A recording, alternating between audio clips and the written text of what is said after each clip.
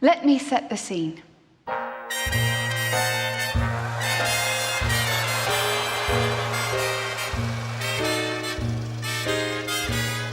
Hollywood, 1940, the golden age of movies. Paramount, MGM, DeMille. It's Girl Meets Boy. She's Hedy Lamarr, a smart, ambitious, beautiful actress. He is a handsome, rebellious piano player and is living next door. They hit it off and fall into deep conversation. Because this isn't your usual Girl Meets Boy. This is Girl Meets Boy and Girl tells Boy about a revolutionary invention she's working on that she hopes will strike a blow to Hitler and help turn the tide of the war in Europe. This is no Tinseltown fantasy. It's the story of how you get to be watching this film online right now. Let's flash back. Tell us, who was Hedy Lamarr? Hedy Lamarr was a Jewish child who was born in Austria in the shadow of the First World War.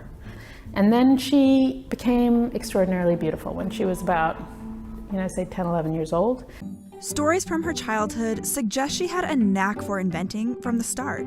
At 5 years old, she took apart a music box that her father gave her and put it back together. As she got older, however, opportunities for her artistic skill set presented themselves more prominently. At 16, she was hired as a script girl for the production company Sasha Film. But it was hard to overlook Lamarr. Soon after being hired, she got a few small speaking parts in movies, which soon led to her first leading role in the 1932 German comedy film No Money Needed. The world now had its eye on Hedy, and she knew she had to choose her next role wisely, as it was her only path to defining and refining her image to the world. With that, she decided that her next role would be in the stage play Sissy, which was going to run on the German equivalent of Broadway. She would portray Empress Elizabeth of Austria. And it's there on the stage that she really encountered the first primary force in her life, and that was Fritz Mandel. Mandel was 13 years older than Lamarr at 33 and had already been married and divorced once. He also happened to be the third richest man in Austria at the time. He was the owner of this vast munitions manufacturing empire. He wanted to control her kind of as a way of controlling his own world. Lamarr was forced into the role of a traditional housewife. That meant being the pleasant host to all of Mandel's friends and business partners who came to their house to talk shop. She gained intel on the types of weapons that the Nazis had access to, like the radio-controlled glide bombs that became the predecessors to the smart bombs in use today. She also learned a great deal about the torpedoes the Nazis would one day use to sink ships traveling from Germany to the United States, including ships that carried Jewish refugees. Her domineering husband, now a powerful arms dealer in league with Hitler and Mussolini, isn't exactly thrilled. But Hedy isn't going to be silent arm candy anymore. She bravely takes her life in her hands, running away to make a new start.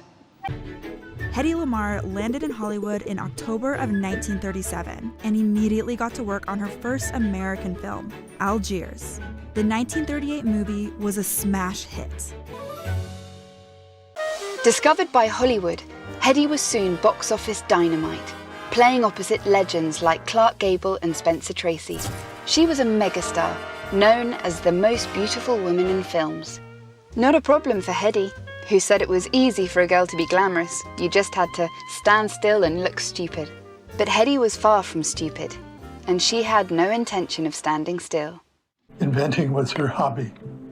She not only had a complete inventing table set up in her house, but Howard Hughes gave her a small version of the set of equipment, which she had in the trailer where she stayed in between takes in her motion pictures. Once she came to this country, and all those things that she was concerned were going to happen started to come to pass, it started to really fuel in her this desire to do whatever she could to really strike out against the Nazis. We don't know everything that Hedy invented, but we know that during the Second World War, she teamed up first with Howard Hughes, who was a great inventor himself. He was trying to create the fastest airplane in the world at that time. When Hedy first met Howard Hughes, he was dating every Hollywood star. And she did date him. Howard Hughes, of course, was a great airplane designer. So probably they had a compatible spirit with one another. Howard Hughes wanted to build the fastest planes in the world so he could sell them to the Air Force. I thought the aeroplane was too slow. I decided that's not right. They shouldn't be square, the wings. So I bought a book of fish, and I bought a book of birds, and I used the fastest bird connected it with the fastest fish, and I drew it together and showed it to Howard Hughes, and they said, "You're a genius." And you did? Yeah. So she had no formal training in engineering or chemistry or anything like that. She was just naturally gifted. This is the amazing thing about Hedy Lamarr. She left school when she was 15 years old to become an actress. She loved chemistry, we know that. She invented, during that period, a tablet that would fizz up and make a cola. I had two chemists Howard Hughes gave me to do that. You know, during the war, nobody had Coca-Cola, and I wanted to compress it into a tube so that servicemen and factory people, so that all they had to have is water and put it in. One day in the summer of 1940, a shipload of children was torpedoed. All hands lost, including 83 children. At the time, the German U-boats were on the verge of winning the war.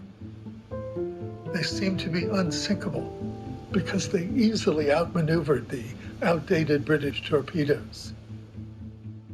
In times of crisis, most of us feel powerless, but a few discover in themselves unexpected strength. And Hedy being Hedy, she said, I'm going to do something about that. One night at a Hollywood dinner party, Lamarr met someone who could help. George Antile, known as the bad boy of music, was an avant-garde composer, most known for his passion project, the Ballet Mécanique, a composition in which he synchronized 12 player pianos to autonomously play a pre-planned symphony. But he was also, at one point, a U.S. munitions inspector as well as an author. Hedy invited him over for dinner, and I'm sure he was curious as to what it was about. And in many ways, he was a strange person to seek out for this. But during that dinner, she told him about this incredible access that she'd had to all this really inside information about the war. One consistent message was the power of radio and the role it would play in World War II weaponry and communications. Intercepted or jammed radio frequencies could wreak havoc on military maneuvers. By now, back in Europe, torpedoes were proving a decisive weapon in the war. Hedy knew that efforts to make torpedoes more effective using radio control rather than actual wire were plagued by problems. A signal broadcast on one frequency was unreliable, prone to interference, and could easily be intercepted or jammed by the enemy. There was this chokehold around England of Nazi U-boats, and it felt like it was the end of the war. It felt like it was the turning point, and the Nazis were going to win because we couldn't get any supplies to England. Jamming. Nazi submarines kept eluding the Allies' attacks because the Germans were very good at hacking or jamming the radio signals that guided the Allies' torpedoes. What Hedy Lamarr came up with was a radio signal between a ship and a torpedo that couldn't be hacked, that couldn't be jammed. The two aimed to find a solution to this weakness by creating an impenetrable frequency to be used in torpedoes. But taking that idea from paper to prototype was the real challenge. One stepping stone to getting there was looking back at Antile's Ballet Mécanique and the way in which he had synchronized multiple player pianos autonomously. A key part of the symphony were these 16-player pianos, which had to communicate with one another and play synchronously. Rather than sending radio communications on just one frequency, as was normally done, Lamarr came up with the idea of making the signal leap from frequency to frequency. Frequency hopping.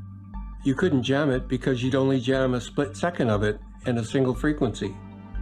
So frequency change, frequency hop, frequency hop, frequency hop. That concept, secure radio communications, was brilliant. Hedy's breakthrough idea was to transmit the signal in a pseudo-random pattern, so it flitted continuously from frequency to frequency at split-second intervals. If a receiver was synchronized to exactly the same pattern, then it would pick up the entire message, while those listening would simply intercept the occasional blip. But how would the transmitter and the receiver work? Cue the piano player. Paper rolls slotted with holes, like those Antheil used to coordinate the automatic player pianos in his music, could ensure the frequency transmission would stay in sync. Put one in the transmitter, send the other off in the receiver, trigger them at the same time, and start broadcasting. The system would operate over 88 wavelengths, the same number of keys on a piano. Frequency hopping had been created. And that basic idea of frequency hopping became part of what's known as spread spectrum. Spread spectrum is what's in all of our technology today. I mean, Bluetooth is probably the most purely similar to what Hedy Lamarr invented, and Wi-Fi too. But spread spectrum is in a huge amount of inventions that we use on a daily basis. Lamarr had a patent on the technology, but it was confiscated because she was an Austrian immigrant and considered an enemy alien. She was never compensated for her invention, which the film estimates to be worth around $30 billion today. When we began making this film, some scientists said to me, she was probably a spy. She probably stole this invention from the Nazis and brought it to the Allies as a spy, and we just don't realize it now. But doesn't that make a lot more sense to you than this movie star coming up with this incredible invention? I mean, serious scientists said that to me at the beginning of my research, and I really had to confront that assumption. Now, we have to flash forward. One of the most useful elements of the technology Lamarr pioneered was that it allowed multiple devices to be wirelessly tethered to one system without interfering with each other. Qualcomm used this advantage to adapt FHSS technology to create a cost-effective wireless communication network, or to put it more simply, the modern-day cell phone. FHSS is also used in every Bluetooth device. Spread spectrum frequency hopping is how your headphones can connect to just your device and stay connected without any interference from other Bluetooth devices around you. Even GPS has its roots in Lamarr's design. But of all these technologies, the one that's most attributed to Hedy Lamarr is wireless internet. In recent years, she has been dubbed the mother of Wi-Fi. Essentially, every piece of wireless technology in use today was made possible due to the breakthrough invention of frequency hopping by Hedy Lamarr and George Antheil. And yet, for decades, their names were absent from the records. People ask me all the time if Hedy Lamarr's life was a tragic life to me, and I don't think it was, funnily enough. Even though she did have this really dark period, at the end of her life, she really examined what she'd been through, and she came out with some wisdom. And the reason we know that is she would call her children and leave them these long messages on their answer phones, which they would record.